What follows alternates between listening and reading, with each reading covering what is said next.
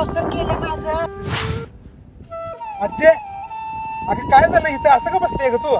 बरं झालं रे बाळा, तू धावून आला. मला उचलं नाही रे, ह्या जंगलात कोण सुद्धा नाही. उचलं एक नाही? तास झालं वाट काय बघायला. काळजी करू आजे, थांब एवढं आहे दे की. मला उचलून हा बाबा. धर धर म्हातार धर.